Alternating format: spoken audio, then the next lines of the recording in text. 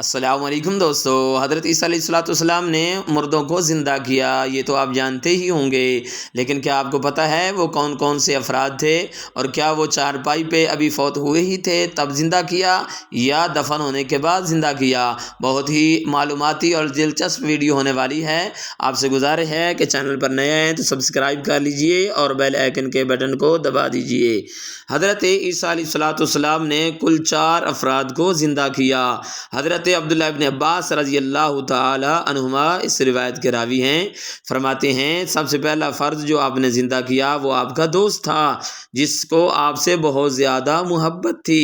وہ اچانک بیمار ہوا، حضرت عیسیٰ علیہ السلام کو اطلاع بھیجی گئی، لیکن آپ علیہ السلام اس وقت 3 روز کی مسافت پر تھے۔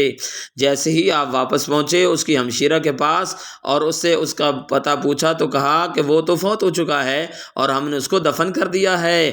حضرت عیسیٰ علیہ السلام نے فرمایا کہ مجھے اس کی قبر پہ لے چلو۔ چنانچہ حضرت عیسیٰ علیہ السلام اس کی قبر پہ پہنچے اور اللہ تبارک و تعالیٰ کی بارگاہ میں دعا کی تو اللہ تعالیٰ نے اسے زندہ کر دیا اور وہ باہر آیا، کافی عرصہ تک زندہ رہا۔ دوبارہ زندگی میں اللہ تعالیٰ نے اسے اولاد بھی عطا فرمائی۔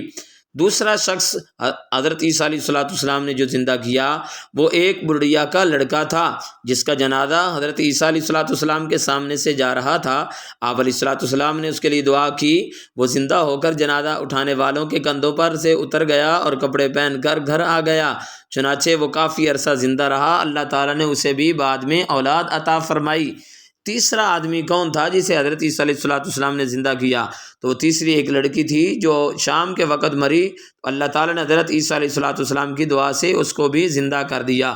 جب یہ فوت شدہ زندہ ہونے لگے تو لوگوں نے کہا یہ تو وہ افراد ہیں جو کل یا پرسوں مرے اور حضرت عیسیٰ علیہ السلام نے دعا کی اور زندہ ہو گئے۔ بات تب بنے گی جب یہ کوئی بہت پہلے کے فوت شدہ کے لیے دعا کریں، اگر وہ زندہ ہو جائے تو پھر ہم بھی مان لیں گے۔ چنانچہ حضرت عیسیٰ علیہ السلام کو لوگ سام بن نوح کی قبر پر لے گئے جس سے فوت ہوئے ہزاروں سال ہو چکے تھے۔ حضرت عیسیٰ علیہ السلام نے رب کائنات کی بارگاہ میں دعا کی، چنانچہ آپ علیہ السلام کی دعا سے سام بن نوح نے یہ سنا کہ کوئی کہہ رہا ہے کہ روح اللہ کی بات سن۔ یہ سنتے ہی وہ مرعوب اور خوف زدہ ہو کر اٹھ کھڑے ہوئے، انہیں گمان ہوا کہ قیامت قائم ہو گئی ہے۔